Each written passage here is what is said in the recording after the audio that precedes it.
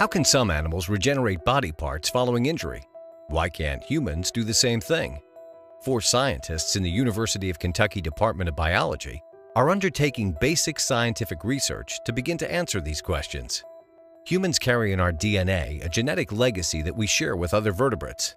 Scientists hope to one day uncover healing abilities that may lie hidden in our own genome. To study cell regeneration in the eye, Ann Morris's vertebrate of choice is zebrafish, a minnow-like freshwater fish. When something happens to our neurons, either in your brain or in your retina, if the neurons die, they can't be replaced.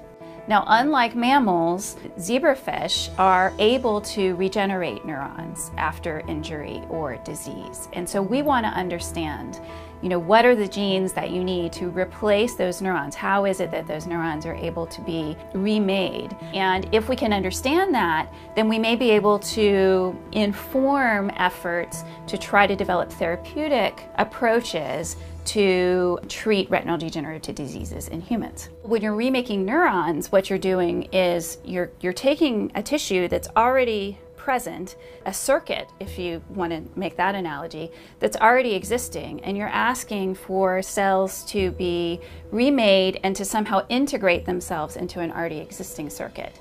So it's not just a question of remaking the cells, but also getting them to connect up to the right partners and migrate to the right position and find the proper place. Those are sort of all the things that we're going to have to figure out.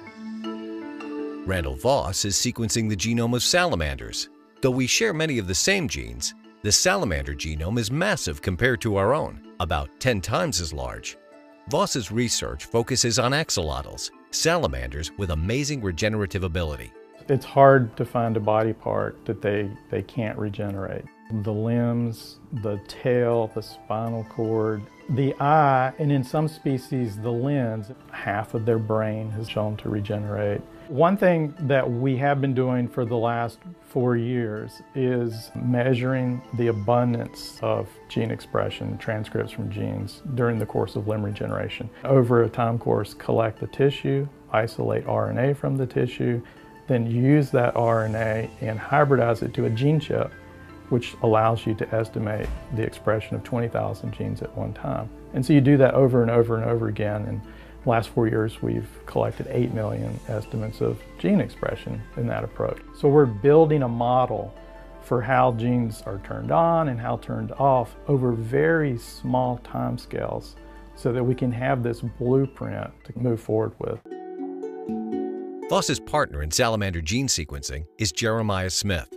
Smith also brings expertise in another species, sea lamprey. But we know that lampreys, for example, can regenerate their spinal cord. They'll repair their spinal cord, and in 5 weeks the animal can swim perfectly. We think that this unique biology of lamprey can sort of allow us a handle into identifying those specific cell types that are maybe set aside that permit regeneration. We know these animals can heal. We'd like to figure out how so that we can heal better. You can think of this as like several baby steps too, in terms of identifying some of the factors that allow cells to create these special undifferentiated cell types that promote regeneration. 5 years ago, Ashley Seifert, whose research was focused on skin regeneration in salamanders, began to look at another remarkable species, African spiny mice. What's phenomenal is that they're able to regenerate complex tissue structures. So they can regenerate pieces of their skin. That includes hair follicles and sebaceous glands, which are associated with it. The underlying dermis, the structural component of the skin, which gives it strength.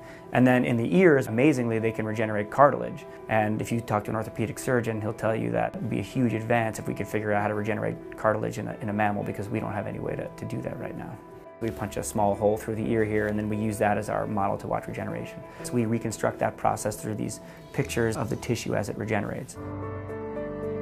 Together, these scientists make up the core of an unofficial regeneration cluster, an emerging area of strength for UK. Within just 4 or so years, we've brought in all these really good young scientists that work on similar problems. I can go talk to Ann about the eye, I can talk to Ashley about the limb, and then of course I'm working really closely with Jeremiah on building a representation of what the genome looks like. The great thing about the group is we're not really invested strongly in any single system, and we're invested in cross-talking between systems. And that's something that's really rare across the country, to have that many people clustered in a department who are interested in studying regeneration. And I think it's enormously beneficial, especially for our graduate students, to have these kinds of interactions with multiple investigators who are studying this really interesting biological question.